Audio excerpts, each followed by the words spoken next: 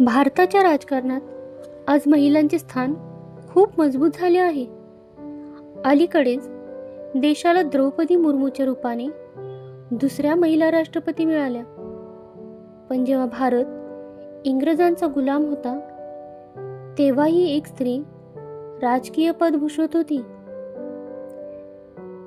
देशाच्या स्वातंत्र्यासाठी लढा देण्यासोबतच त्यांनी गुलामगिरीतील भारताच्या राजकारणातही सक्रिय भूमिका बजावली. भारतीय महिला नेत्या विजया लक्ष्मी पंडित यांच्याविषयी जाणून घेऊया. विजया पंडित अलाहाबादमध्ये 18 ऑगस्ट 1990 रोजी मोतीलाल नेहरू आणि स्वरूप राणी नेहरू यांच्या घरी विजया लक्ष्मी पंडित यांचा जन्म झाला.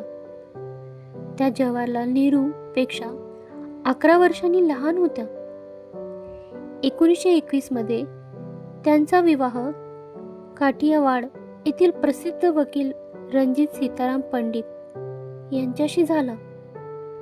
त्यांच्या मुलीचे नाव नयनतारा सहगल आहे.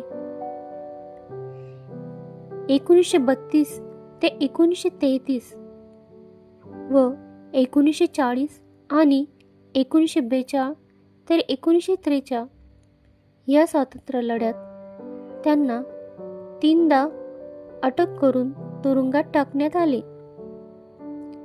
तथापि दुसऱ्या महायुद्धात ब्रिटिश भारताच्या अनैच्छिक सहभागाला विरोध करण्यासाठी त्यांनी 1940 मध्ये काँग्रेसमधील आपल्या सहकाऱ्यांसह राजीनामा दिला होता.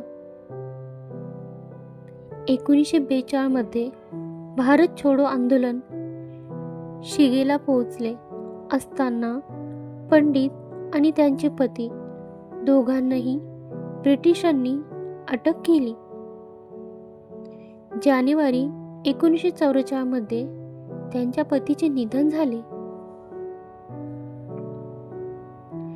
1937 मध्ये त्या संयुक्त प्रांताच्या प्रांतीय विधानसभेची निवडणूक जिंकल्या.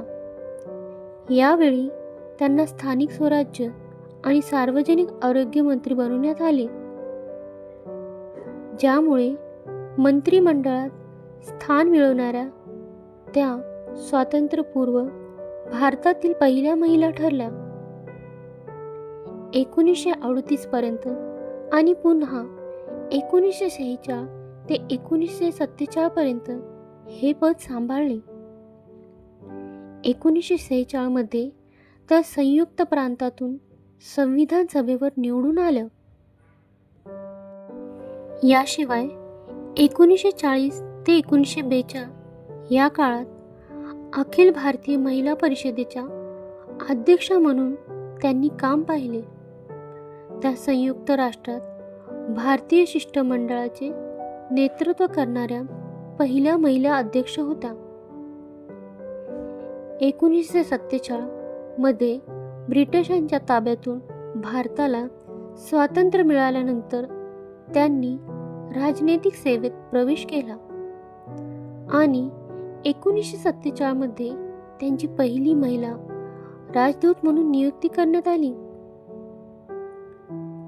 1947 ते 1949 पर्यंत सोव्हिएत युनियनमध्ये 1949 ते 1951 पर्यंत युनायटेड स्टेट्स आणि मेक्सिकोमध्ये 1955 ते 1961 पर्यंत आयर्लंडमध्ये या काळात त्या युनायटेड किंगमध्ये भारतीय उच्चायुक्त होत्या आणि 1958 ते 1961 पर्यंत स्पेनमध्ये त्या भारताच्या राजदूत होत्या. 1953 मध्ये संयुक्त राष्ट्र महासभेच्या अध्यक्षपदी निवडून आलेल्या त्या जगातील पहिल्या महिला ठरल्या. 1990 मध्ये विजया लक्ष्मी पंडित यांचे निधन झाले.